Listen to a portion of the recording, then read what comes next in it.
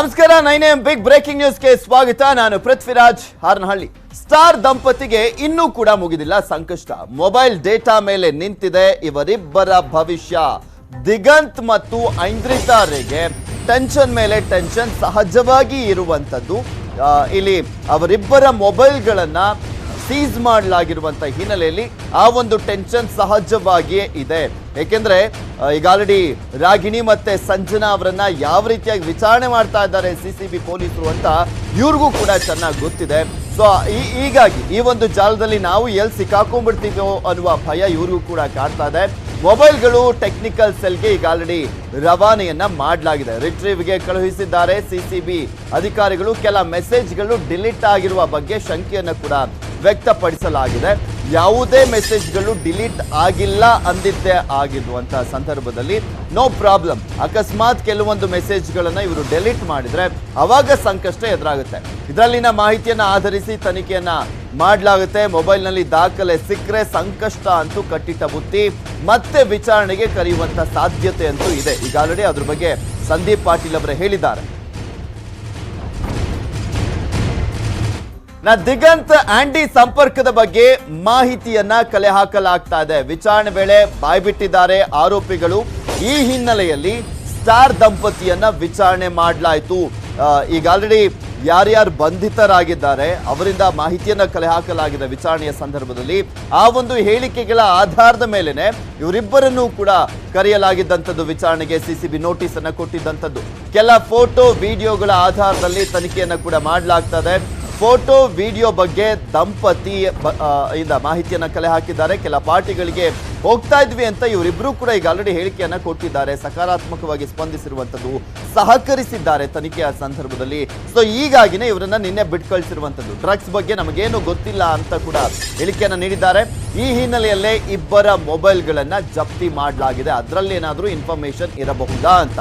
ಇದರಲ್ಲಿ ಮಾಹಿತಿ ಸಿಕ್ಕರೆ ಸ್ಟಾರ್ ದಂಪತಿಗಂತೂ ಸಂಕಷ್ಟ ಸಿದ್ಧವಾಗ್ಬಿಟ್ಟಿದೆ. ಯಾಕೆಂದ್ರೆ ಇವರು ಯಾವುದೇ ರೀತಿಯಾದಂಥ ತಪ್ಪು ಮಾಡಿಲ್ಲ ಅಂದ್ರೆ ನೋ ಪ್ರಾಬ್ಲಮ್, ಎಲ್ಲೂ ಕೂಡ ಸಿಕ್ಕಾಕೊಳ್ಳೋದಿಲ್ಲ. ಅಕಸ್ಮಾತ್ ತಪ್ಪು ಮಾಡಿದ್ದಾರೆ ಅಂದಿದ್ದೆ ಆದಲ್ಲಿ ಅದಕ್ಕೆ ಸಾಕ್ಷ್ಯಗಳಂತೂ ಬೇಕು. ಅವರ ಫೋನ್ನಲ್ಲಿ ಏನಾದರೂ ಇದ್ರೆ ಸಂಕಷ್ಟ ಎದುರಾಗುತ್ತೆ. ವಿಚಾರಣೆ ಮುಗಿಸಿದ್ರು ಕೂಡ ಫುಲ್ ಟೆನ್ಷನ್ ಅಲ್ಲೇ ಇದ್ದಾರೆ ಇವರಿಬ್ರು ಕೂಡ. ಯಾವ ಕ್ಷಣದಲ್ಲಿ ಏನಾಗುತ್ತೋ ಅನ್ನುವ ಭಯ ಅಂತೂ ಕಾಡ್ತಾ ಇದೆ. ಮನೆಯಲ್ಲಿದ್ರೂ ಕೂಡ ದಿಗಂತ್ ಮತ್ತೆ ಐಂದ್ರಿತಾರಿಗೆ ಆತಂಕ ಅಂತೂ ಇದೆ. ಯಾಕೆಂದ್ರೆ ಫೋನನ್ನ ಕೊಟ್ಟಿರುವಂತ ಹಿನ್ನೆಲೆಯಲ್ಲಿ ಮತ್ತೆ ವಿಚಾರಣೆಗೆ ಕರೆದ್ರೆ ಏನ್ ಕೇಳ್ತಾರೋ ಏನೋ ಅನ್ನುವ ಪ್ರಶ್ನೆ ಅಂತೂ ಇರುವಂತದ್ದು. ಯಾಕೆಂದ್ರೆ ಸಾಕಷ್ಟು ವಿಡಿಯೋಗಳಾಗಿರ್ಬೋದು, ಫೋಟೋಗಳೆಲ್ಲವೂ ಕೂಡ ಆ ದಾಖಲೆಗಳು ಪೊಲೀಸರ ಬಳಿ ಇರುವಂತ ಹಿನ್ನೆಲೆಯಲ್ಲಿ ಯಾವ್ಯಾವ ಆಯಾಮದಲ್ಲಿ ಇವರು ಪ್ರಶ್ನೆಗಳನ್ನ ಕೇಳ್ತಾರೋ ಏನೋ, ನಾವು ಸಿಕ್ಬೀಳ್ತೀವೋ ಏನೋ, ತಪ್ಪು ಮಾಡದಿದ್ರೂ ಕೂಡ ಅಕಸ್ಮಾತ್ ಸಿಕ್ಕಾಕೊಳ್ತೀವೋ ಏನೋ ಅನ್ನುವ ಪ್ರಶ್ನೆ ಅಂತೂ ಇದೆ. ಅಕಸ್ಮಾತ್ ತಪ್ಪು ಮಾಡಿದ್ರೆ ಅಂತೂ ಸಿಕ್ಕಾಕೊಳ್ತಾರೆ. ಮೊಬೈಲ್ಸ್ ರಿಟ್ರೀವ್ ಆತಂಕ ಕಾಡ್ತಾ ಇದೆಯಾ ಅನ್ನುವ ಪ್ರಶ್ನೆ ಅಂತೂ ಇರುವಂಥದ್ದು. ಏಕೆಂದ್ರೆ ಅದರಲ್ಲಿ ಡಿಲೀಟ್ ಆಗಿದ್ರೆ ಆ ಮೆಸೇಜ್ಗಳು ರಿಟ್ರೀವ್ ಆದಂತಹ ಸಂದರ್ಭದಲ್ಲಿ ಸಂಕಷ್ಟ ಅಂತೂ ಎದುರಾಗುತ್ತೆ. RR ನಗರ ನಿವಾಸದಲ್ಲಿದ್ದಾರೆ ದಿಗಂತ್ ಮತ್ತು ಐಂದ್ರಿತಾರೆ. ಫುಲ್ ಟೆನ್ಷನ್ ಅಂತೂ ಇದ್ದೇ ಇದೆ. ಏಕೆಂದ್ರೆ ಇದು ಮಾಮೂಲಿ ಪ್ರಕರಣ ಅಲ್ಲ, ಸಾಮಾನ್ಯ ಪ್ರಕರಣ ಅಂತೂ ಅಲ್ಲವೇ ಅಲ್ಲ. ಡ್ರಗ್ಸ್ ದಂಧೆ ಪ್ರಕರಣ. ಇಡೀ ದೇಶದಾದ್ಯಂತ ಚರ್ಚೆ ಆಗ್ತಾ ಇರುವಂತಹ ಡ್ರಗ್ಸ್ ದಂಧೆಯ ಪ್ರಕರಣ ಇದು.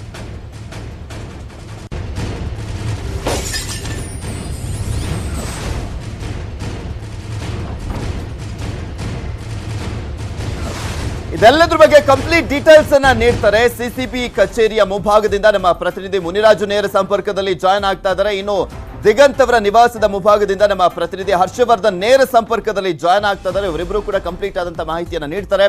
ಮೊದಲದಾಗಿ ಯಾವ ರೀತಿಯಾಗಿ ತನಿಖೆ ನಡೀತಾ ಇದೆ ಅನ್ನೋದ್ರ ಬಗ್ಗೆ ಮಾಹಿತಿಯನ್ನ ಕಲೆ ಹಾಕೋಣ ನಮ್ಮ ಪ್ರತಿನಿಧಿ ಮುನಿರಾಜು ಇಂದ.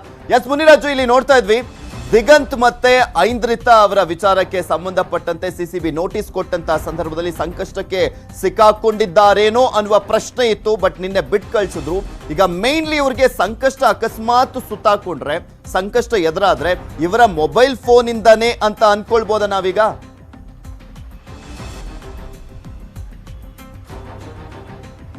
ಖಂಡಿತ ಪೃಥ್ವಿ, ಯಾಕಂದ್ರೆ ಈಗಾಗಲೇ ಇಬ್ಬರ ಮೊಬೈಲ್ ಫೋನ್ಗಳನ್ನ ಈಗಾಗಲೇ ಪೊಲೀಸರು ವಶಕ್ಕೆ ಪಡ್ಕೊಂಡಿದ್ದಾರೆ. ಅದನ್ನ ರಿಟ್ರೀವ್ ಮಾಡೋ ಸಲುವಾಗಿ ಈಗಾಗಲೇ FSLಗೂ ಸಹ ರವಾನೆ ಮಾಡಿರುವಂತದ್ದು. ಯಾಕಂದ್ರೆ ಮೇಲ್ನೋಟಕ್ಕೆ ಇವರು ಆರೋಪಿಗಳ ಹೆಸರು, ಆರೋಪಿಗಳೇನಿದ್ರು ಈ ಮೊದಲು ಬಂಧಿತರಾಗಿದ್ದಂಥವ್ರು, ಅವರು ಕೊಟ್ಟ ಒಂದು ಸ್ಟೇಟ್ಮೆಂಟ್ ಮೇರೆಗೆ ಒಂದು ಇವರನ್ನು ವಿಚಾರಣೆ ಮಾಡಿದ್ರು. ಮತ್ತೆ ಇವರಿಗೆ ಬಾಲಿವುಡ್ ಲಿಂಕ್ ಇರುವಂತದ್ದು, ಮತ್ತೆ ಬಾಲಿವುಡ್ ನ ಕೆಲವು ನಟ ನಟಿಯರ ಜೊತೆಯೂ ಸಹ ಇವರಿಗೆ ಲಿಂಕ್ ಇರೋದ್ರ ಬಗ್ಗೆ ಒಂದು, ಮತ್ತೆ ಕೆಲವು ಫೋಟೋಗಳ ಬಗ್ಗೆ ಇದು ವೈರಲ್ ಆಗಿತ್ತು. ಈ ಒಂದು ಆಧಾರದ ಮೇಲೆ ಇವರಿಂದ ಮಾಹಿತಿಯನ್ನು ಕಲೆ ಹಾಕೋ ಸಲುವಾಗಿ ಇಬ್ಬರನ್ನು ಸಹ ಕರೆಸಿದ್ರು ನಿನ್ನೆ. ಮತ್ತೆ ಸುಮಾರು 4 ಗಂಟೆ ವಿಚಾರಣೆ ಮಾಡಿದ ಸಂದರ್ಭದಲ್ಲಿ ಪೊಲೀಸರಿಗೆ ಏನು ಒಂದು ಸ್ಪಷ್ಟವಾದ ಒಂದು ಮಾಹಿತಿ ಅಷ್ಟಾಗಿ ಸಿಕ್ಕಿರಲಿಲ್ಲ. ಯಾಕಂದ್ರೆ ಇಬ್ಬರನ್ನು ಸಹ ಬೇರೆ ಬೇರೆಯಾಗಿ ಒಂದು ವಿಚಾರಣೆ ಮಾಡಿದ್ರು ಸಹ ಒಂದು ಸ್ಪಷ್ಟ ಉತ್ತರ ಮತ್ತೆ ಇವರ ಇನ್ವಾಲ್ವ್ಮೆಂಟ್ ಬಗ್ಗೆಯೂ ಸಹ ಸಾಕಷ್ಟು ಗೊಂದಲಗಳು ಉಂಟಾಗಿತ್ತು. ಆದ್ರಿಂದ ಒಂದು ಪ್ರಬಲ ಸಾಕ್ಷಿಗಳನ್ನ ಕಲೆಕ್ಟ್ ಮಾಡಬೇಕು, ಮತ್ತೆ ಇವ್ರ ಮೇಲೆ ಇರುವಂತಹ ಆರೋಪಗಳು ಏನಿದೆ ಅದನ್ನ ಸಾಬೀತು ಮಾಡಬೇಕಾದ್ರೆ ಇವರ ಮೊಬೈಲ್ಗಳನ್ನ ಒಂದು ಟೆಕ್ನಿಕಲ್ ಆಗಿ ನಾವು ರಿಟ್ರೀವ್ ಮಾಡಬೇಕಾಗುತ್ತೆ. ಮತ್ತೆ ಒಂದು ತಾಂತ್ರಿಕ ಸಾಕ್ಷಿಗಳನ್ನ ಕಲೆಕ್ಟ್ ಮಾಡಿ ಇವರನ್ನ ವಿಚಾರಣೆ ಮಾಡಬೇಕು ಅಂತೇಳಿ ಈಗ ಅವರ 4 ಮೊಬೈಲ್ಗಳನ್ನ ಜಪ್ತಿ ಮಾಡಿ ಒಂದು FSLಗೆ ಕಲೆಕ್ಟ್ ಮಾಡಿದ್ದಾರೆ. ಅಲ್ಲಿ ಏನಾದರೂ ಇವರ ಒಂದು ಇನ್ವಾಲ್ವ್ಮೆಂಟ್ ಮತ್ತೆ ಇವರು ಡ್ರಗ್ಸ್ ಪಾರ್ಟಿಗಳಲ್ಲಿ ಭಾಗಿಯಾಗಿರುವಂಥದ್ದು, ಮತ್ತೆ ಡ್ರಗ್ಸ್ ಪಾರ್ಟಿಗಳಲ್ಲಿ ಡ್ರಗ್ಸ್ ಸೇವನೆ ಇರುವಂಥದ್ದು ಇರ್ಬೋದು, ಮತ್ತೆ ಪೆಡ್ಲರ್ಗಳ ಜೊತೆ ಒಂದು ಕಾಂಟ್ಯಾಕ್ಟ್ ಇರೋದು ಏನಾದರೂ ಸಂಪರ್ಕ ಗೊತ್ತಾಗಿದೆ ಆದಲ್ಲಿ ಇವರಿಗೆ ಮತ್ತೆ ಸಂಕಷ್ಟ ಎದುರಾಗುತ್ತೆ. ಯಾಕಂದ್ರೆ ಈಗಾಗಲೇ ಪೊಲೀಸರು ಸಹ ಒಂದು ಇವರಿಗೆ ಒಂದು ಸೂಚನೆ ಕೊಟ್ಟಿದ್ದಾರೆ, ನಾವು ಮುಂದಿನ ದಿನಗಳಲ್ಲಿ ವಿಚಾರಣೆಗೆ ನೀವು ಕರಿಬೇಕಾಗುತ್ತೆ, ಮತ್ತೆ ನೀವು ಅಟೆಂಡ್ ಆಗಬೇಕು ಅಂತೇಳಿ ಒಂದು ಖಡಕ್ ಆಗಿ ಒಂದು ಸೂಚನೆಯನ್ನು ಸಹ ಕೊಟ್ಟಿದ್ದಾರೆ. ಅದರಿಂದ ಇವರಿಗೆ ಮುಂದಿನ ದಿನಗಳಲ್ಲಿ ಸಹ ಒಂದು ಸಂಕಷ್ಟ ತಪ್ಪಿದ್ದಲ್ಲ ಅಂತೇಳಿ ಈಗಾಗಲೇ ತಿಳಿದು ಬಂದಿರುವಂಥದ್ದು. ಯಾಕಂದ್ರೆ ಈಗಾಗಲೇ ಇವರು ಒಂದು ಬೇಸಾಗಿ ಒಂದು ಸಾಕಷ್ಟು ಕೆಲವು ಆರೋಪಿಗಳು ಮತ್ತೆ ಫೋಟೋಗಳನ್ನು ಇಟ್ಕೊಂಡು ತನಿಖೆ ಮಾಡಿದ್ದಾರೆ. ಆದ್ರೆ ಇವರ ಇನ್ವಾಲ್ವ್ಮೆಂಟ್ ಇನ್ನೂ ದೊಡ್ಡ ಮಟ್ಟದಲ್ಲಿ ಇರಬಹುದೇನೋ ಅಂತೇಳಿ ಡೀಪ್ ಆಗಿ ಒಂದು ಇನ್ವೆಸ್ಟಿಗೇಷನ್ ಮಾಡ್ತಿದ್ದಾರೆ. ಪ್ರಬಲ ಸಾಕ್ಷಿಗಳು ಸಿಕ್ಕ ಬಳಿಕ ಇವರನ್ನು ಮತ್ತೆ ವಾಪಸ್ ಕರೆಸಿ ಒಂದು ವಿಚಾರಣೆ ಮಾಡ್ತಾರೆ. ಮತ್ತೆ ಈ ವೇಳೆ ಅವರಿಗೆ ಮತ್ತೆ ಕಾನೂನಿನ ಕೂಣಿಕೆ ಅವ್ರಿಗೂ ಸಹ ಒಂದು ಎದುರಾಗುವ ಸಾಧ್ಯತೆ ಇದೆ. ಓಕೆ ಮುನಿರಾಜು, ಎಸ್ ನಮ್ಮ ಪ್ರತಿನಿಧಿ ಸ್ಪಷ್ಟಪಡಿಸ್ತಾ ಇದ್ರು, ಅಕಸ್ಮಾತ್ ಮೆಸೇಜ್ಗಳು ಡಿಲೀಟ್ ಆಗಿದ್ರೆ ಸಂಕಷ್ಟ ಎದುರಾಗುವಂತ ಸಾಧ್ಯತೆ ಇದೆ ಅಂತ. ಇನ್ನ ದಿಗಂತ್ ಮನೆಯಲ್ಲಿ ಏನಾಗ್ತಾ ಇದೆ ಅನ್ನೋದ್ರ ಬಗ್ಗೆ ಮಾಹಿತಿನ ಪಡ್ಕೊಳ್ಳೋಣ. ಹರ್ಷ, ದಿಗಂತ್ ಮತ್ತೆ ಐಂದ್ರಿತಾ ರೇ ನಿನ್ನೆ ತಮ್ಮ ನಿವಾಸಕ್ಕೆ ಬಂದಿರುವಂತದ್ದು ಏನಾಗ್ತಾ ಇದೆ? ಅವ್ರ ಮನೆಯಲ್ಲಿ ಯಾರಾದ್ರೂ ಆಪ್ತರು ಬಂದಿದ್ದಾರಾ? ಅವರ ಲಾಯರ್ಗಳ ಜೊತೆ ಏನಾದ್ರೂ ಚರ್ಚೆಯನ್ನ ಮಾಡಿದ್ದಾರಾ? ಟೆನ್ಷನ್ ಅಲ್ಲೇ ಇರುವಂತ ಸಾಧ್ಯತೆ ಜಾಸ್ತಿ ಅಂತ ಕಾಣಿಸುತ್ತೆ.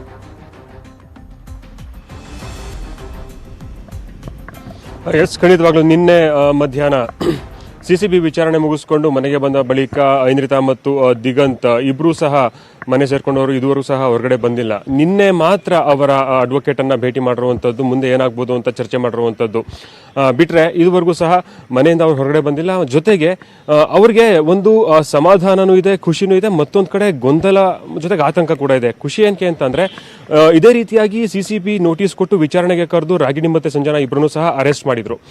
ಆದರೆ ಇವರನ್ನ ನೋಟಿಸ್ ಕೊಟ್ಟು ವಿಚಾರಣೆಗೆ ಕರೆದು ಬಿಟ್ಟು ಕಳಿಸಿದ್ದಾರೆ. ಆದರೆ ಆತಂಕ ಏನಂತ ಅಂದ್ರೆ ಇಬ್ಬರ ಮೊಬೈಲ್ ಅನ್ನು ಸಹ ವಶಪಡಿಸಿಕೊಂಡಿರುವಂಥದ್ದು, ಹಾಗೆ ಫಾರೆನ್ಸಿಕ್ ಲ್ಯಾಬ್ಗೆ ಕಳಿಸಿರುವಂಥದ್ದು.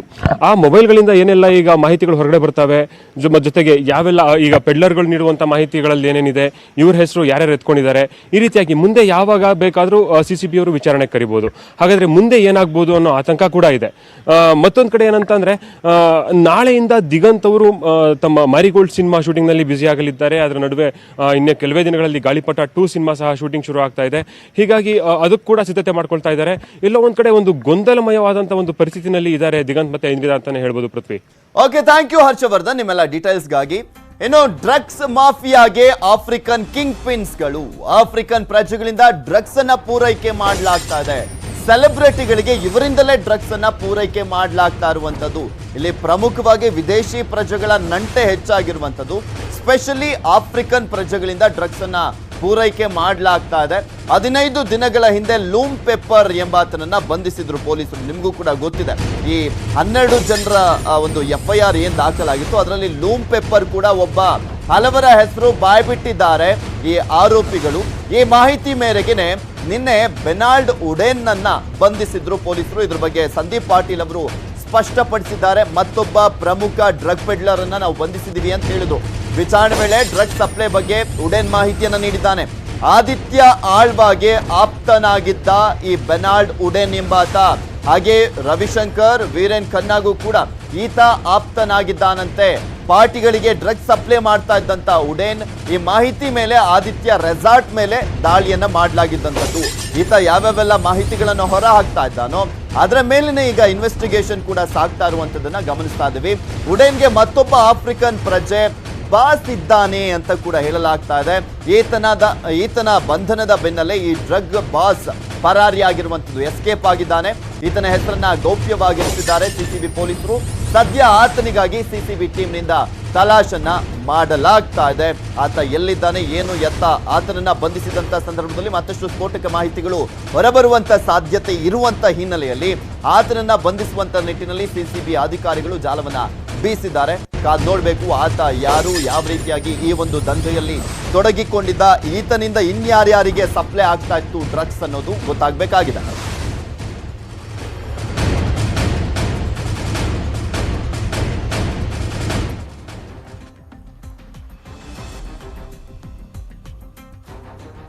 ಇದ್ರ ಬಗ್ಗೆ ಕಂಪ್ಲೀಟ್ ಆದಂತ ಮಾಹಿತಿಯನ್ನ ನೀಡ್ತಾರೆ. ಈ ಒಂದು ಡ್ರಗ್ಸ್ ದಂಧೆಯ ವಿಚಾರಕ್ಕೆ ಸಂಬಂಧಪಟ್ಟಂತೆ ತನಿಖೆ ಯಾವ ರೀತಿಯಾಗಿ ನಡೀತಿದೆ ಅನ್ನೋದ್ರ ಬಗ್ಗೆ ನಮ್ಮ ಪ್ರತಿನಿಧಿ ಮುನಿರಾಜು ನೇರ ಸಂಪರ್ಕದಲ್ಲೇ ಇದ್ದಾರೆ. ಎಸ್ ಮುನಿರಾಜು, ನೋಡ್ತಾ ಇದ್ವಿ ನಿನ್ನೆಷ್ಟೇ ಸಂದೀಪ್ ಪಾಟೀಲ್ ಅವರು ಸ್ಪಷ್ಟಪಡಿಸಿದ್ರು, ಈ ಬೆನಾಲ್ಡ್ ಉಡೇನ್ ನನ್ನ ಬಂಧಿಸಿದ್ದೇವೆ, ಪ್ರಮುಖ ಡ್ರಗ್ ಪೆಡ್ಲರ್ ಅಂತ ಹೇಳಿದ್ರು. ಈತನ ಹಿಂದೆ ಮತ್ತೊಬ್ಬ ಇದ್ದಾನೆ, ಆತನೇ ಮೇನ್ ಕಿಂಗ್ ಪಿನ್ ಇಲ್ಲಿ, ಈತನಿಂದನೇ ಎಲ್ಲ ಒಂದು ಡ್ರಗ್ ಸಪ್ಲೈ ಆಗ್ತಾ ಇದ್ದಿದ್ದಂಥದ್ದು ರಾಜ್ಯದಲ್ಲಿ ಅಂತ ಏನ್ ಹೇಳಲಾಗ್ತಾ ಇದೆ. ಯಾರಾತ, ಯಾವ ರೀತಿಯಾಗಿ ತನಿಖೆಯನ್ನ ಮಾಡ್ತಾ ಇದ್ದಾರೆ, ಸಿಸಿಬಿ ಅಧಿಕಾರಿಗಳು ಆತನ ಬಂಧಿಸುವಂತ ನಿಟ್ಟಿನಲ್ಲಿ ಏನ್ ಮಾಡ್ತಾ ಇದ್ದಾರೆ ಈಗ ಅಂತ?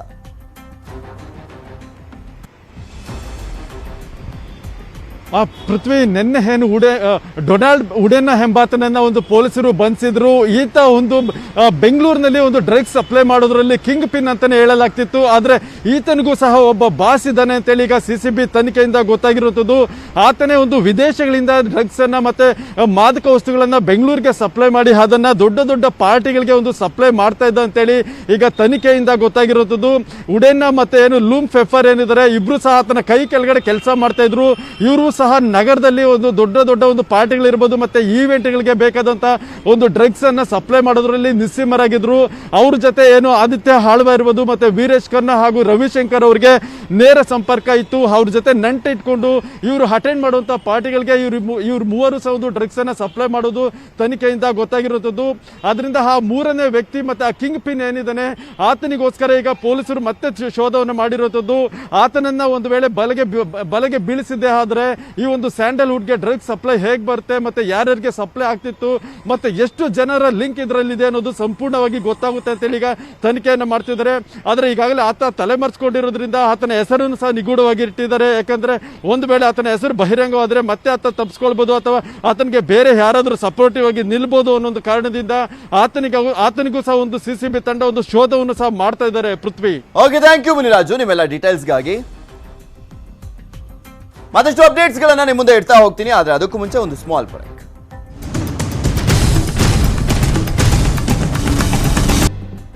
ಇನ್ನೇನು ಕೆಲವೇ ದಿನಗಳಲ್ಲಿ ವಿಧಾನಮಂಡಲ ಅಧಿವೇಶನ ಆರಂಭವಾಗ್ತಾ ಇದೆ. ಈ ಸಂದರ್ಭದಲ್ಲಿ ಅಧಿವೇಶನಕ್ಕೂ ಮುನ್ನನೇ ಸಂಪುಟ ವಿಸ್ತರಣೆ ಆಗುತ್ತಾ ಅನ್ನುವ ಪ್ರಶ್ನೆ ಕೂಡ ಇರುವಂತದ್ದು. ಏಕೆಂದ್ರೆ ಸಿಎಂ ದೆಹಲಿ ಪ್ರವಾಸವನ್ನ ಕೈಗೊಂಡಿದ್ದಾರೆ. ಶನಿವಾರ ಸಂಪುಟ ವಿಸ್ತರಣೆಗೆ ಮುಹೂರ್ತ ಏನಾದ್ರೂ ಇಡ್ಲಾಗುತ್ತಾ? ಕ್ಯಾಬಿನೆಟ್ಗೆ ಸೇರಲಿರುವಂತ ಹೊಸಬರು ಯಾರು ಅನ್ನುವ ಪ್ರಶ್ನೆಗೆ ಉತ್ತರ ಸಿಗುವಂತ ಸಾಧ್ಯತೆ ಇದೆಯೋ ಇಲ್ವೋ ಅನ್ನೋದನ್ನ 3 ದಿನ ಆದ್ಮೇಲೆ ನೋಡ್ಬೇಕಾಗುತ್ತೆ. ಯಾಕೆಂದ್ರೆ 3 ದಿನಗಳ ಕಾಲ BS ಯಡಿಯೂರಪ್ಪನವರು ಮುಖ್ಯಮಂತ್ರಿಗಳಾಗಿರುವಂತ BSY ದೆಹಲಿ ಯಾತ್ರೆಯನ್ನ ಕೈಗೊಂಡಿರುವಂತದ್ದು. ಬೆಳಗ್ಗೆ 11 ಗಂಟೆಗೆ ಕಲಬುರಗಿಯಿಂದ ದೆಹಲಿಗೆ ಪ್ರಯಾಣವನ್ನ ಬೆಳೆಸಲಿದ್ದಾರೆ. ಅವರು ಶನಿವಾರದವರೆಗೆ ದೆಹಲಿಯಲ್ಲೇ ಸಿಎಂ ವಾಸ್ತವ್ಯವನ್ನ ಹೂಡಲಿರುವಂತದ್ದು. ಹೈಕಮಾಂಡ್ ಜೊತೆ ಸಂಪುಟ ವಿಸ್ತರಣೆ ಬಗ್ಗೆ ಚರ್ಚೆಯನ್ನ ಕೂಡ ಮಾಡ್ತಾರೆ.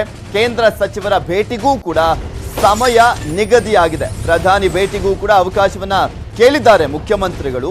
ಸಂಪುಟ ವಿಸ್ತರಣೆಗೆ ಒಪ್ಪಿಗೆ ಕೊಡುತ್ತಾ ಹೈಕಮಾಂಡ್ ಅನ್ನೋದಕ್ಕೆ ಉತ್ತರ ಸಿಗಬೇಕಾಗಿದೆ. ಸಚಿವರ ಪಟ್ಟಿ ಜೊತೆ ವಾಪಸ್ ಬರ್ತಾರ ಯಡಿಯೂರಪ್ಪನವರು? ಯಾಕೆಂದ್ರೆ ಅಧಿವೇಶನಕ್ಕೂ ಮುನ್ನ ಯಾರಿಗೆಲ್ಲ ಭರವಸೆಯನ್ನ ಕೊಟ್ಟಿದ್ರು ಆ ಭರವಸೆಯನ್ನ ಪೂರೈಸುವಂತ ನಿಟ್ಟಿನಲ್ಲಿ ಯಡಿಯೂರಪ್ಪನವರು ಮುಂದಾಗಿದ್ದಾರೆ ಅಂತ ಹೇಳಲಾಗ್ತಾ ಇದೆ. ಬಟ್ ಅದು ಎಷ್ಟರ ಮಟ್ಟಿಗೆ ಈ ಬಾರಿಯ ದೆಹಲಿ ಪ್ರವಾಸ ಫಲಪ್ರದ ಆಗುತ್ತೆ ಅನ್ನೋದನ್ನ ನೋಡಬೇಕು.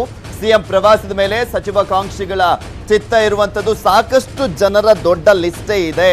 ನಾವು ಕೂಡ ಸಚಿವರಾಗ್ತೀವಿ ಈ ಬಾರಿ ಅನ್ನುವ ಒಂದು ಆಕಾಂಕ್ಷೆಯಲ್ಲಿದ್ದಾರೆ. ಇದ್ರ ಬಗ್ಗೆ ಮತ್ತಷ್ಟು ಡೀಟೇಲ್ಸ್ ಅನ್ನ ನೀಡ್ತಾರೆ ನಮ್ಮ ಪ್ರತಿನಿಧಿ ಕೃಷ್ಣ ದೂರವಾಣಿ ಸಂಪರ್ಕದಲ್ಲಿದ್ದಾರೆ. ಎಸ್ ಕೃಷ್ಣ, ಸಿಎಂ ಯಡಿಯೂರಪ್ಪನವರ ಒಂದು ದೆಹಲಿ ಪ್ರವಾಸದ ಒಂದು ಭೇಟಿಯ ಸಂದರ್ಭ ಫಲಪ್ರದವಾಗುವಂತ ಸಾಧ್ಯತೆ ಎಷ್ಟರ ಮಟ್ಟಿಗಿದೆ? ಸಚಿವ ಸಂಪುಟ ವಿಸ್ತರಣೆನೋ ಪುನರ್ರಚನೋ ಏನಾಗುತ್ತೆ ಅನ್ನೋದ್ರ ಬಗ್ಗೆ? ಪೃಥ್ವಿರಾಜ್, ಎಲ್ಲ ಒಂದ್ ಕಡೆ ಸಚಿವ ಸಂಪುಟ ವಿಸ್ತರಣೆ ಡೌಟ್ ಅನ್ನುವಂಥದ್ದು ಕೂಡ ಹೇಳಲಾಗ್ತಾ ಇದೆ. ಯಾಕಂತಂದ್ರೆ ಅಧಿವೇಶನದ ಮುಂಚಿತವಾಗಿ ಬಿಜೆಪಿ ಹೈಕಮಾಂಡ್ ಕೂಡ ಇದಕ್ಕೆ ಒಪ್ಪಿಗೆ ನೀಡೋದಿಲ್ಲ. ಯಾಕಂದ್ರೆ ಸದನದಲ್ಲೂ ಕೂಡ ಸಚಿವರು ಫುಲ್ ಆಕ್ಟಿವ್ ಆಗ್ಬೇಕು, ಮತ್ತೆ ಏನೇ ವಿಪಕ್ಷಗಳು ಉತ್ತರ ಕೊಡುವಂತ ಸಂದರ್ಭದಲ್ಲಿ ಸಚಿವರು ಕೂಡ ಅದಕ್ಕೆ ತಕ್ಕ ಉತ್ತರವನ್ನ ಕೊಡ್ಬೇಕು. ಆದ್ರೆ ಎಲ್ಲೋ ಒಂದ್ ಕಡೆ ಹೊಸದಾಗಿ ಸಚಿವರು ಒಂದೇ ದಿನಕ್ಕೆ ಅದನ್ನೆಲ್ಲ ಎಲ್ಲಿ ಕಲ್ತ್ಕೊಂಡು ಸಚಿವರಾಗ್ಬೇಕು ಅನ್ನೋದ್ರ ಸಚಿವಾಗಿ ಉತ್ತರ ಕೊಡ್ಬೇಕು ಅನ್ನೋದ್ರ ಬಗ್ಗೆ ಕೂಡ ಈಗಾಗಲೇ ಪ್ರಮುಖವಾಗಿ ಬಿಜೆಪಿಯಲ್ಲಿ ಚರ್ಚೆ ಆಗ್ತಿರುವಂತದ್ದು. ಯಾವುದೇ ಕಾರಣಕ್ಕೂ ಕೂಡ ಅಂದ್ರೆ ಅಧಿವೇಶನದ ಬಳಿಕವಾಗಿ ಸಂಪುಟ ವಿಸ್ತರಣೆ ಆಗುತ್ತೆ ಅನ್ನೋದು ಕೂಡ ಹೇಳಲಾಗ್ತಾ ಇದೆ. ಆದ್ರೆ ಈಗ ಸದ್ಯಕ್ಕಂತೂ ಮುಖ್ಯಮಂತ್ರಿಗಳು ಸಚಿವ ಸಂಪುಟ ವಿಸ್ತರಣೆ ಸಂಬಂಧಪಟ್ಟಂತೆ ಬಿಜೆಪಿ ಹೈಕಮಾಂಡ್ ನಾಯಕರನ್ನು ಕೂಡ ಭೇಟಿ ಮಾಡೋದಕ್ಕೆ ಮುಂದಾಗಿದ್ದಾರೆ. ಆದ್ರೆ ಎಲ್ಲೋ ಒಂದ್ ಕಡೆ ಬಿಜೆಪಿ ರಾಷ್ಟ್ರೀಯ ಅಧ್ಯಕ್ಷ ಜೆ.ಪಿ. ನಡ್ಡಾ ಅವರು ಕೂಡ ಅನುಮತಿಯನ್ನ ಕೇಳಿದ್ದಾರೆ ಅವರ ಅವಕಾಶವನ್ನ. ಆದ್ರೆ ಅವ್ರಿಗೆ ಅವಕಾಶವನ್ನ ಕೊಟ್ರೆ ಒಂದ್ ವೇಳೆ ಮುಖ್ಯಮಂತ್ರಿ ಬಿ.ಎಸ್. ಯಡಿಯೂರಪ್ಪನವರು ಕೂಡ ಅವ್ರ ಜೊತೆ ಚರ್ಚೆಯನ್ನ ಮಾಡಲಿದ್ದಾರೆ. ಅಂತಿಮವಾಗಿ ಸಚಿವ ಸಂಪುಟ ವಿಸ್ತರಣೆನ ಅಥವಾ ಪುನರಚನೆ ಅನ್ನೋದ್ರ ಬಗ್ಗೆ ತೀರ್ಮಾನವನ್ನ ಕೈಗೊಳ್ಳುತ್ತಾರೆ. ಪ್ರಮುಖವಾಗಿ ಈಗಾಗಲೇ ಸಂಪುಟ ಪುನರಚನೆ ಬಗ್ಗೆ ಕೂಡ ಮುಖ್ಯಮಂತ್ರಿಗಳು ಚಿಂತನೆಯನ್ನ ಮಾಡ್ತಾ ಇದ್ದಾರೆ. ಆದ್ರೆ ಎಲ್ಲೋ ಒಂದ್ ಕಡೆ ಸಂಪುಟ ಪುನರಚನೆ ಆದ್ರೆ ಸಾಕಷ್ಟು ಭಿನ್ನಮತ ಉಂಟಾಗುತ್ತೆ ಅನ್ನೋ ಕಾರಣಕ್ಕೋಸ್ಕರ ಈಗ ಸದ್ಯಕ್ಕೆ ಒಂದ್ 2-3 ಜನ ನೇಮಕವನ್ನ ಮಾಡೋದಕ್ಕೆ ಮುಖ್ಯಮಂತ್ರಿಗಳು ತೀರ್ಮಾನ ಮಾಡಿದ್ದಾರೆ. ಆದ್ರೆ ಅಂತಿಮವಾಗಿ ಬಿಜೆಪಿ ಹೈಕಮಾಂಡ್ ಒಪ್ಪಿಗೆಯನ್ನ ಕೊಡ್ಬೇಕಾಗತ್ತೆ. ಬಹಳ ಪ್ರಮುಖವಾಗಿ ಬಹಳ ಕುತೂಹಲ ಮೂಡಿಸಿದೆ ಮುಖ್ಯಮಂತ್ರಿಗಳು ಏನು ತೆಗೆದುಕೊಂಡು ಬರ್ತಾರೆ ಅನ್ನುವಂಥದ್ದು. ಸಚಿವ ಸ್ಥಾನ ಆಕಾಂಕ್ಷಿಗಳು ಕೂಡ ಸಾಕಷ್ಟು ಕಾತರದಿಂದ ಕಾಯ್ತಾ ಇದ್ದಾರೆ. Prithviraj, okay, thank you Krishna ನಿಮ್ಮೆಲ್ಲ ಡೀಟೇಲ್ಸ್ಗಾಗಿ. ಇನ್ನು ನಾನು ಡಿಸಿಎಂ ಆಗ್ಲೇಬೇಕು, ಡಿಸಿಎಂ ಮಸ್ಟ್ ಅಂಡ್ ಕಂಪಲ್ಸರಿ, ಗಡೆ ದುರ್ಗಾದೇವಿಗೆ ಹರಕೆಯನ್ನ ಹೊತ್ತಿದ್ದಾರೆ. ಯಾರಪ್ಪ ಅದು ಡಿಸಿಎಂ ಆಗ್ಲೇಬೇಕು ಮಸ್ಟ್ ಅಂಡ್ ಕಂಪಲ್ಸರಿ ಅಂತ ಅನ್ಕೊಳ್ತಾ ಇರುವಂತವ್ರು ಅಂತ ನೀವು ಅನ್ಕೊಳ್ತಿರ್ಬೋದು. ಯಾಕೆಂದ್ರೆ ರಮೇಶ್ ಜಾರಕಿಹೊಳಿ ಅವರು ಬೇರೆ ರೇಸ್ ನಲ್ಲಿದ್ದಾರೆ. ಹಾಗಾದ್ರೆ ಇನ್ನೊಬ್ರು ಯಾರು ಹಾಗಾದ್ರೆ ಅಂದ್ರೆ ಇಟ್ಸ್ ನನ್ ಅದರ್ ದೆನ್ ಆರೋಗ್ಯ ಸಚಿವರಾಗಿರುವಂತ ಶ್ರೀರಾಮುಲು ಅವರು ಚೀಟಿ ಹರಕೆಯನ್ನ ಹೊತ್ತಿದ್ದಾರೆ. ಗಡೆ ದುರ್ಗಾದೇವಿಗೆ ಶ್ರೀರಾಮುಲು ಅವರು ಪೂಜೆಯನ್ನ ಸಲ್ಲಿಸಿರುವಂತದ್ದು. ಮನದಾಳದ ಇಚ್ಛೆಯನ್ನ ಚೀಟಿಯಲ್ಲಿ ಬರೆದಿಟ್ಟು ಪೂಜೆಯನ್ನ ಸಲ್ಲಿಸಿದ್ದಾರೆ ಶ್ರೀರಾಮುಲು ಅವರು.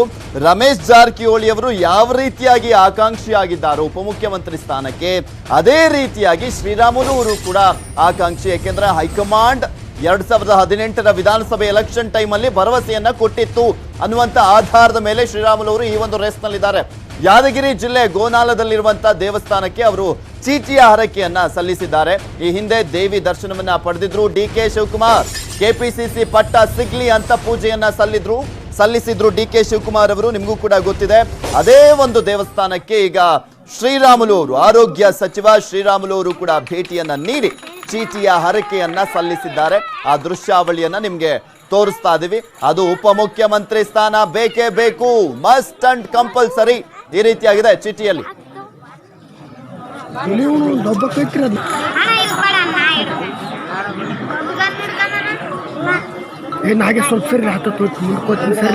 ನನಗೆ ಜಾಗ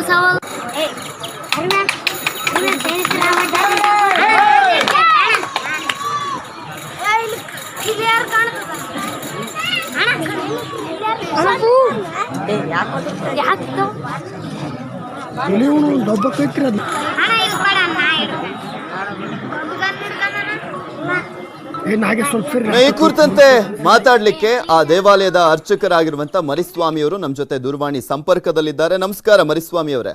ನಮಸ್ಕಾರ ಸರ್. ಚೀಟಿ ಹರಕೆಯನ್ನ ಸಲ್ಲಿಸಿದ್ದಾರೆ ಶ್ರೀರಾಮುಲು ಅವರು. ಏನಂತ ಬರೆದಿದ್ರು ಚೀಟಿಲಿ?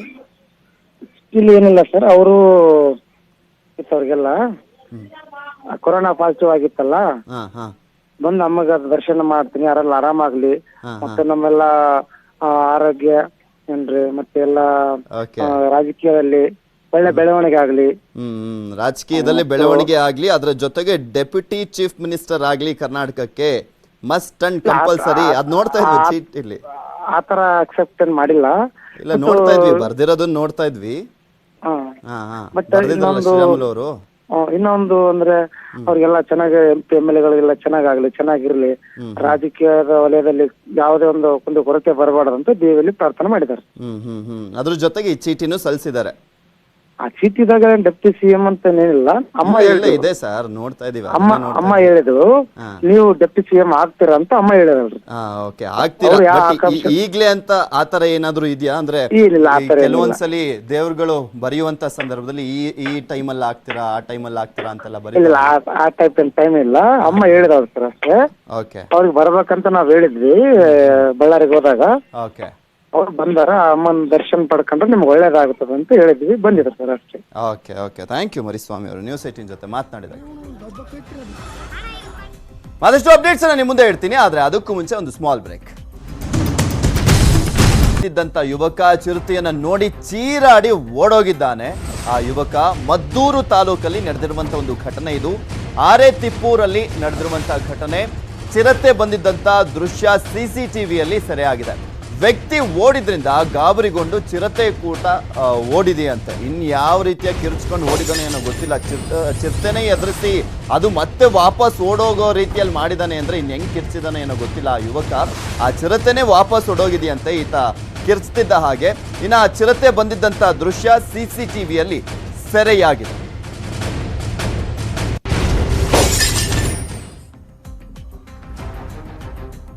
ಸೊ ನಿಮಗೆ ತೋರಿಸ್ತಾ ಇದೀವಿ ನೋಡಿ ದೃಶ್ಯಾವಳಿಗಳಲ್ಲಿ. ಸಿಸಿಟಿವಿಯಲ್ಲಿ ಸೆರೆಯಾಗಿರುವಂಥದ್ದು. ಅಲ್ಲಿ ಚಿರತೆ ಬರುತ್ತೆ. ಚಿರತೆ ಬರುವಂಥದ್ದನ್ನ ಯುವಕ ಗಮನಿಸ್ತಾನೆ. ಸದ್ಯ ಮನೆ ಪಕ್ಕದಲ್ಲೇ ಇದ್ದಾನೆ. ಆ ಡೋರ್ ಓಪನ್ ಆಗಿತ್ತು ಅನ್ಸುತ್ತೆ, ಒಳಗಡೆ ಓಡೋಗಿದ್ದಾನೆ. ಅಕಸ್ಮಾತ್ ಅದೆಲ್ಲಾದ್ರೂ ಬಯಲು ಪ್ರದೇಶ ಆಗಿದ್ದಿದ್ರೆ ಅವನ ಕತೆ ಮುಗಿತಾ ಇತ್ತು. ಆ ರಾಯಲ್ ಎನ್ಫೀಲ್ಡ್ ಬೈಕ್ನಲ್ಲಿ ಅದ್ರ ಮೇಲೆ ಕೂತ್ಕೊಂಡು ಆತ ಏನೋ ನೋಡ್ತಾ ಇದ್ದ. ಆ ಸಂದರ್ಭದಲ್ಲಿ ಚಿರತೆ ಬಂದಿರುವಂಥದ್ದು. ಆಹಾರವನ್ನು ಅರಸಿ ನಾಡಿಗೆ ಬಂದಿತ್ತು ಚಿರತೆ. ಈ ಸಂದರ್ಭದಲ್ಲಿ ಆ ಯುವಕ ಕೂಡ ಚಿರತೆಯನ್ನ ನೋಡಿದ್ದಾನೆ, ಕಿರ್ಚ್ಕೊಂಡು ಒಳಗಡೆ ಓಡ್ ಬಂದಿದ್ದಾನೆ. ರಾತ್ರಿ 10:05 ಚಿರತೆಯೊಂದು ದಾಳಿ ಮಾಡಲು ಬಂದು ಮನೋಹರ್ ಅವರು ಎದುರಿ ಓಡಿದ್ದಾರೆ. ಆದರೆ ಸುಮಾರು ಸಾರಿ ಈ ಥರ ಆಗಿದೆ. ಅರಣ್ಯ ಇಲಾಖೆಯವ್ರಿಗೆ ಸುಮಾರು ಸಾರಿ ಕಂಪ್ಲೇಂಟ್ ಕೊಮ್ಮೆ ಅವರು ಯಾವುದೇ ರೀತಿಯ ಕ್ರಮ ಕೈಗೊಳ್ಳಲಿಲ್ಲ. ದಯವಿಟ್ಟು ಇವತ್ತಾರು ರಕ್ಷಣೆ ಕೊಡಬೇಕೆಂದು ಅನಾಹುತ ಆದಮೇಲೆ ಬರ್ತಾರೆ ಯಾವುದೇ ಸರ್ಕಾರದವ್ರು. ಅನಾಹುತ ಆಗೋಕ್ಕೆ ಮೊದಲೇ ಕ್ರಮ ಕೈಗೊಳ್ಳುವ ಅನ್ನೋದು ಅವ್ರಿಗೆ ಅರಿವೇ ಇರುವುದಿಲ್ಲ. ದಯವಿಟ್ಟು ಇದನ್ನ ಮುನ್ನೆಚ್ಚರಿಕೆಗೆ ಕ್ರಮ ಕೈಗೊಳ್ಳಬೇಕೆಂದು ತಮ್ಮಲ್ಲಿ ಕಳಕಳಿಯ ಮನವಿ. ರಾತ್ರಿ 10:05 ನಮ್ಮ ಮನೋಹರ್ ಅನ್ನೋರು ನಮ್ಮ ಜೊತೆ ದೂರವಾಣಿ ಸಂಪರ್ಕದಲ್ಲಿದ್ದಾರೆ. ಆ ಮನೆಯ ಮಾಲೀಕರು. ನಮಸ್ಕಾರ ಮನೋಹರ್ ಅವರೇ. ಸರ್ ನಮಸ್ತೆ ಸರ್. ಏನಾಗಿದ್ದಲ್ಲಿ? ಸರ್ ನಾನು ರಾತ್ರಿ ನೀವೇನ ನಿಂತಿದ್ದು? ಹೌದು ಸರ್, ನಾನೇ ಬನ್ನಿ. ಮತ್ತೆ ರಾತ್ರಿ 9 ಗಂಟೆ ಮನೆಗೆ ಬಂದೆ ಸರ್. 9:20 ಊಟ ಮಾಡಿದೆ. 9:25-30 ಹೊರಗೆ ಆಚೆಗೆ ಮಾಮೂಲಿ ವಾಕ್ ಮಾಡುವ ಅನ್ಕ ಹೋಯ್ತೀನಿ ಹೊರಗಡೆ. ಹೊರಗಡೆ ಹೋದಾಗ ನಾನು ಅಲ್ಲೆಲ್ಲ ಸುತ್ತಾಡ್ಕೊ ಬಂದೆ. ಕತ್ಲೆಲ್ಲ ಹೋಗಿ ಬಂದೆ ಆ ಕಡೆ ಎಲ್ಲ, ಊರ್ ಕಡೆಗೆಲ್ಲ. ಅದು ಆರೇತಿಪ್ಪೂರು ನೇರ್ಲೂರ್ಗೆ ಹೋಗೋ ರಸ್ತೆಯಲ್ಲಿ ನಮ್ಮ ಮನೆ ಇರೋದು, ತೋಟದ ಮನೆ ಮನು ಅಂತ. ಅಲ್ಲ, ಸ್ವಲ್ಪ ನೀವು ಹೊರಗಡೆ ಹೋಗಿದ್ರೆ ಏನ್ರಿ ಕತೆ? ಹೊರಗಡೆ ಹೊರಗಡೆ ಇಲ್ಲ ಸರ್, ನಾನು ಹೊರಗಡೆ ಇದ್ರು ನನ್ ಗೇಟು 2 ಅಡಿ. ನಮ್ಮ ಅಪ್ಪಾಜಿ ತುಂಬಾ ವಯಸ್ಸಾಗವ್ರೆ, ಹೊರಗಡೆ ಹೋಯ್ತಾರೆ ರಿಸರ್ಚ್ ಮಾಡೋಕೆ. ಅವ್ರು ಒಳಗಡೆ ಹೋಗಲ್ಲ ಟಾಯ್ಲೆಟ್ ರೂಮ್ಗೆ ಏನ್ಕುವೆ. ಅವ್ರು ಹೊರಗಡೆ ಹೋಯ್ತಾರೆ, ಇಲ್ಲೋರಲ್ಲ ಹೊರಗಡೆ ಹೋಯ್ತಾರೆ. ನಾನು 1 ಅಡಿ ಗೇಟ್ ನ ತೆಗೆದ್ಬಿಟ್ಟು ಪ್ರತಿದಿನ ಮಲ್ಕತ್ತೀವಿ. ಅವ್ರು ತುಂಬಾ ವೈಬ್ರೇಷನ್ ಆಯ್ತಾ, ವಯಸ್ಸಾಗೈತೆ, ಒಂದು 65-70. ಅಲ್ಲ, ನೀವ್ ಓಡೋಗಿದ್ದೋಗ್ಲಿ, ಚಿರತೆನೂ ಫುಲ್ ಓಡೋಗ್ಬಿಟ್ಟಿದೆ. ಹೌದು ಸರ್, ನಾನು ನೀವು. ಹೌದೌದು ಸರ್, ನಾನು ಬಂತಲ್ಲ, ನಾನು ಕೆಳಗಡೆ ಯೂಟ್ಯೂಬ್ ನ ಸರ್ಚ್ ಮಾಡ್ತಾ ಇದ್ದೆ. ಬುಲೆಟ್ ಮೇಲೆ ಕುಂತ್ಕೊಂಡು ಯೂಟ್ಯೂಬ್ ನ ಸರ್ಚ್ ಮಾಡ್ತಾ ಇದ್ದೆ. ನೋಡ್ತಾ ಇದ್ವಿ ಅದನ್ನ. ನೋಡ್ತಾ ಇದ್ದೆ. ಅದೇನ್ ಮಾಡ್ತು, ಒಂಥರ ಕತ್ಲೆ ಬಂದಂಗ್ ಬಂತು. ಇದೇನ್ ಕತ್ಲೆ ಬಂದಂಗ್ ಬಂತಲ್ಲ, ಯಾರು ಬಂದ್ರು ಅಂದ್ಬಿಟ್ಟು ನಾನು ಪಕ್ಕಕ್ಕೆ ನೋಡ್ದೆ. ಇದ್ ನೋಡಿದ್ರೆ ಗೇಟ್ ಹತ್ರನೇ ಬಂದು ನಾನು ಮುಂದಗಡೆ ಬತ್ತಾ ಐತೆ. ನೀವು ಸ್ಪೀಡ್ ಆಗಿ ಓಡಿದೆ ಚಿರತೆ ಅಲ್ಲಿ. ಮನೋಹರ್ ಸರ್ ಇಲ್ಲ ಸರ್, ಇದು ಸುಮಾರು ಸರಿ ಹೊರಗಡೆ ಎಲ್ಲ ಬಂದಿದೆ. ನಾನು ಅರಣ್ಯ ಇಲಾಖೆಯವ್ರಿಗೆಲ್ಲ ನಿಮ್ಮೂರಿಗೆ, ನಿಮ್ ಮನೆ ಹತ್ರ? ಇಲ್ಲ ಸರ್, ಇಲ್ಲ. ಒಂದು ಗುಡ್ಡೆ ಮಾತ್ರ ಇದೆ. ಆ ಗುಡ್ಡೆ ಬಂದು ಒಂದೂವರೆ ಕಿಲೋಮೀಟರ್ 1.5 ಕಿಲೋಮೀಟರ್ ಆಗುತ್ತೆ ನಮ್ಮ ಮನೆ ಹತ್ರ. 1 ಕಿಲೋಮೀಟರ್ ಹತ್ರ ಆಗುತ್ತೆ. ಆದ್ರೆ ಸರ್ ಅದು ಆದ್ರೆ ಪಾಲಿಸ್ಟ್ ಏನಿಲ್ಲ ಸರ್. ಪಾಲಿಸ್ಟ್ ಅಂದ್ರೆ ಸ್ವಲ್ಪ ಪಾಲಿಸ್ಟ್ ಆಯ್ತು, ಇನ್ನು ಅದೇನು ಆ ತರದ ಪಾಲಿಸ್ಟ್ ಏನಲ್ಲ. ಇದು ಸರ್ ಮೊನ್ನೆ ರಾತ್ರಿನೂ ಅಕ್ಕಪಕ್ಕ ಊರಲ್ಲೆಲ್ಲ ಓಡಾಡುತ್ತೆ. 2 ತಿಂಗಳಿಂದೇನೋ ಅವ್ರು ಕಂಪ್ಲೇಂಟ್ ಮಾಡಿದೀನಿ, ನಮ್ಮ ಮನೆ ಹತ್ರ ಬಂದಿದ್ದು ಸರ್ ಅಂತ. CC ಕ್ಯಾಮ್ರಾ ಎಲ್ಲ ಇಟ್ಟು ನೋಡಿದ್ರು, ಅವ್ರು ಬಂದಿಲ್ಲ ಅಂದ್ರು ಸರ್. ಈಗ ತುಂಬಾ ಅವರು ಅರಣ್ಯ ಇಲಾಖೆಯವ್ರು ತುಂಬಾ ಕೇರ್ಲೆಸ್. ಯಾವ್ದಾರ ಈ ಸರ್ಕಾರದವ್ರು ಏನ್ ಮಾಡ್ತಾರೆ, ಯಾವ್ದು ಆಗಿದ್ದ? ಹೌದು ಸರ್, ರಾತ್ರಿ 10 ಗಂಟೆ ಸರ್, 10 ಗಂಟೆ ರಾತ್ರಿ. ಈ ಕ್ಷಣದವರೆಗೂ ಯಾವುದೇ ಒಬ್ಬ ಅರಣ್ಯ ಇಲಾಖೆಯವರು ಇಲ್ಲ ಸರ್, ಇಲ್ಲ ಇದುವರೆಗೂ ಬಂದಿಲ್ಲ. ಇದುವರೆಗೂ ಬಂದಿಲ್ಲ ಸರ್. ಏನ್ರಿ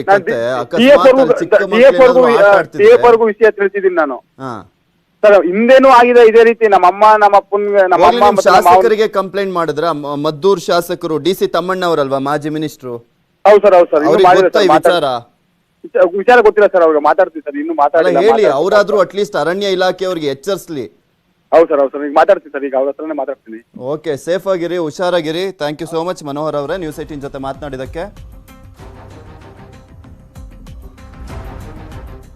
ಪಿತೃಪಕ್ಷದ ಮೇಲೆ ಕೊರೋನಾ ಕರಿನೆರಳು ಬೀರಿರುವಂಥದ್ದು. ಪಿತೃಪಕ್ಷದ ಪಿಂಡ ತರ್ಪಣಕ್ಕೆ ಕಾವೇರಿ ತೀರಕ್ಕೆ ಜನ ಬರ್ತಾ ಇಲ್ಲ. ಯಾವಾಗಲೂ ಕೂಡ ಪಿತೃಪಕ್ಷ ಅಂದಂತ ಸಂದರ್ಭದಲ್ಲಿ ಕಾವೇರಿ ತೀರದ ಹತ್ರ ಸಾಕಷ್ಟು ಜನ, ಸಾವಿರಾರು ಜನ ಇರೋರು.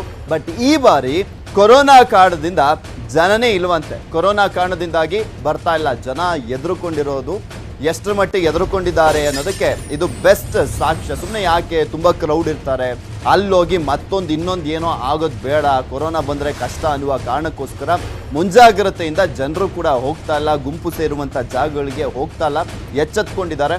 ಇದು ಪಿತೃಪಕ್ಷಕ್ಕೂ ಕೂಡ ಹೊಡೆತವನ್ನು ಕೊಟ್ಟಿದೆ ಕೊರೋನಾ.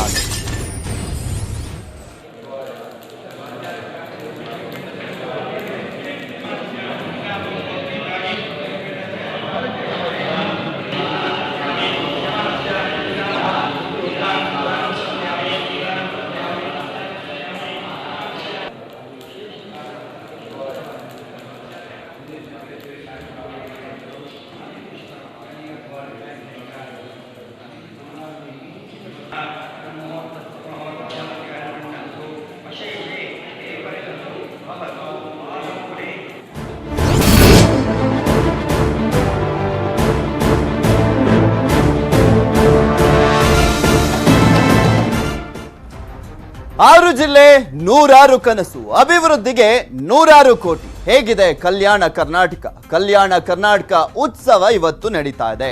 ಹೈದರಾಬಾದ್ ಕರ್ನಾಟಕವಾಗಿದ್ದಂಥದ್ದನ್ನ ಅದರ ನೇಮ್ ಅನ್ನ ಚೇಂಜ್ ಮಾಡಲಾಯಿತು. ಕಲ್ಯಾಣ ಕರ್ನಾಟಕ ಅಂತ ಕಳೆದ ವರ್ಷ 2019ರಲ್ಲಿ ಅದರ ನೇಮ್ ಅನ್ನ ಚೇಂಜ್ ಮಾಡಲಾಯಿತು. ಮುಖ್ಯಮಂತ್ರಿಗಳು ಅಲ್ಲಿ ಧ್ವಜಾರೋಹಣವನ್ನ ಕೂಡ ಮಾಡಲಿಕ್ಕೆ ಕಲಬುರಗಿಗೆ ಹೋಗಿದ್ದಾರೆ. ನಿಮಗೆ ತೋರಿಸ್ತಾ ಇದೀವಿ ಆ ಒಂದು ದೃಶ್ಯಾವಳಿಗಳನ್ನ. ಮುಖ್ಯಮಂತ್ರಿಗಳಾಗಿರುವಂಥ ಯಡಿಯೂರಪ್ಪನವರೇ ಹೈದರಾಬಾದ್ ಕರ್ನಾಟಕ ಅನ್ನುವ ಹೆಸರನ್ನ ಚೇಂಜ್ ಮಾಡಿ ಕಲ್ಯಾಣ ಕರ್ನಾಟಕ ಅಂತ ಮರು ನಾಮಕರಣವನ್ನ ಮಾಡಿರುವಂಥದ್ದು.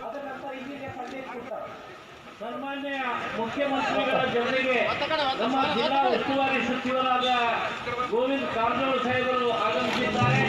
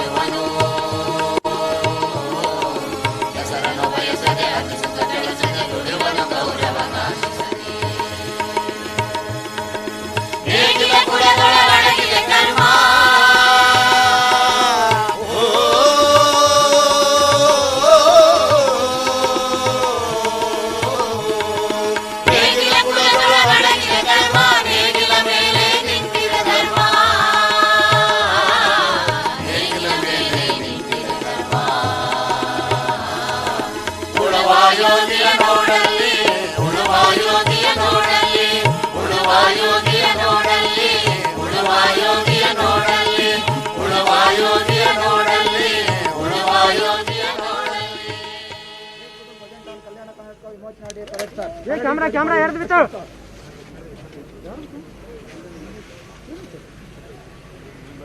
ಟೆನ್ಷನ್ ಮಾಡ್ತೀರಪ್ಪ ಸುಮ್ಮನೆ. ಈಗ ಪ್ರೈವೇಟ್ ಕಮಾಂಡರ್ ಶ್ರೀ ಶರಣಪ್ಪ ಅವರು ಸನ್ಮಾನ್ಯ ಮುಖ್ಯಮಂತ್ರಿಗಳಿಗೆ ಶಿರದ ಭೇಟಿನಲ್ಲಿ ಬೆಂಗಾವಲಿನೊಂದಿಗೆ ಈ ಒಂದು ಕವಾಯತಿನಲ್ಲಿ ಭಾಗವಹಿಸಿರುವ ವಿವಿಧ ಪಡೆಗಳ ಒಂದು ಸಮೀಕ್ಷೆಗೆ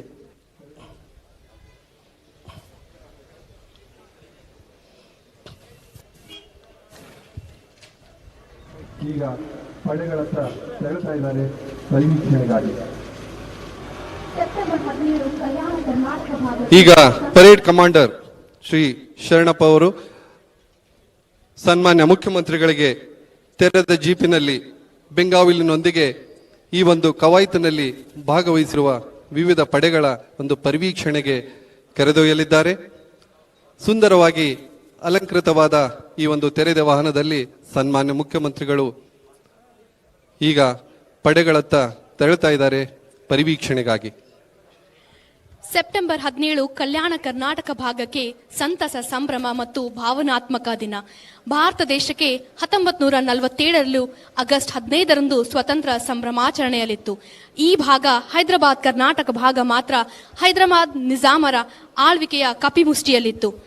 ಸ್ವತಂತ್ರ ಲಭಿಸಿ 1 ವರ್ಷ ಆದರೂ ಹೈದರಾಬಾದ್ ಸಂಸ್ಥಾನ ಮಾತ್ರ ಭಾರತ ಒಕ್ಕೂಟಕ್ಕೆ ಒಪ್ಪಿರಲಿಲ್ಲ. ಇದರಿಂದ ಕೆರಳಿದ ಉಕ್ಕಿನ ಮನುಷ್ಯ ಎಂದನೇ ಖ್ಯಾತಿಯಾಗಿರುವ ಆಗಿನ ಗೃಹ ಸಚಿವರಾದ ಶ್ರೀ ಸರ್ದಾರ್ ವಲ್ಲಭಾಯ್ ಪಟೇಲ್ ಅವರು ನಿಜಾಮರಿಗೆ ವಿರೋಧ ಮಾಡಿ ಅವರಿಗೆ ಹೇಳಿದರು ಈ ಒಂದು ಒಕ್ಕೂಟಕ್ಕೆ ಭಾಗಿಯಾಗಲು.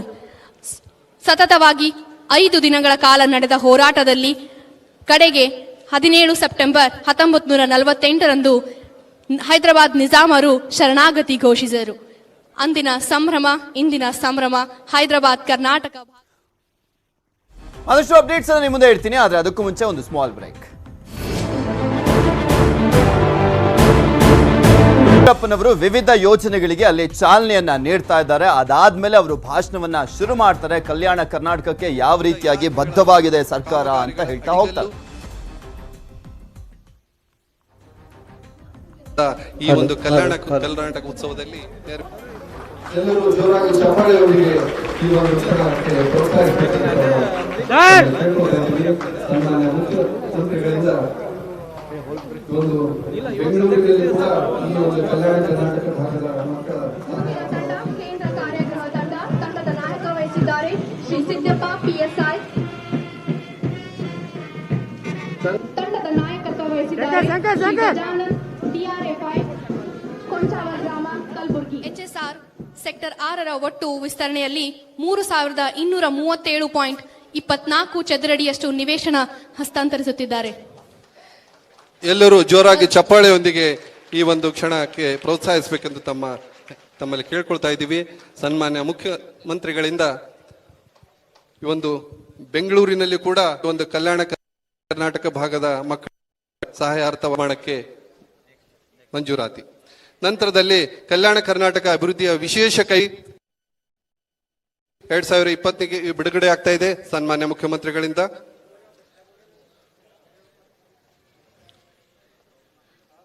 ಕಲ್ಯಾಣ ಕರ್ನಾಟಕ ಅಭಿವೃದ್ಧಿಯ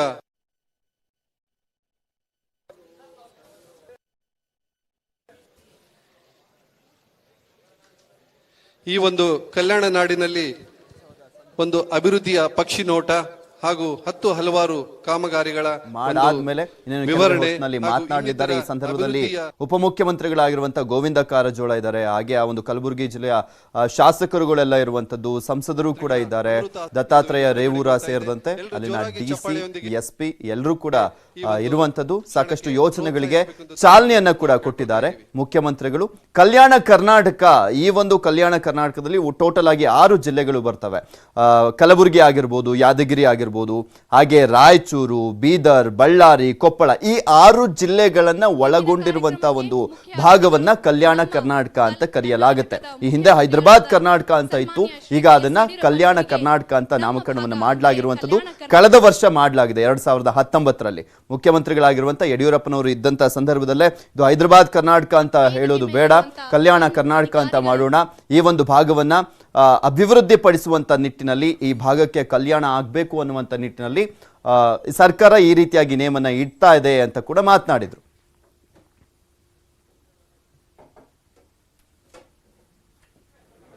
ಇಂದಿನ ಕಾರ್ಯಕ್ರಮಕ್ಕೆ ಬೆಂಗಳೂರಿನ ಆಗಮಿಸಿರುವಂತಹ ನಮ್ಮ ಮಾನ್ಯ ಉಪಮುಖ್ಯಮಂತ್ರಿಗಳಾದ ಸನ್ಮಾನ್ಯ ಶ್ರೀ ಗೋವಿಂದ್ ಎಂ ಕಾರಜೋಳ ಅವರಿಗೆ ಕಲಬುರಗಿ ಉಸ್ತುವಾರಿ ಹಾಗೂ ಕಲಬುರಗಿಯ ಸಮಸ್ತ ಜನತೆ ವತಿಯಿಂದ KKRDB ಅಧ್ಯಕ್ಷರಿಂದ ಹಾಗೂ ಕಲಬುರಗಿಯ ಜನತೆ ಹೈದರಾಬಾದ್ ಕರ್ನಾಟಕ ಜನತೆ ವತಿಯಿಂದ ಸನ್ಮಾನ.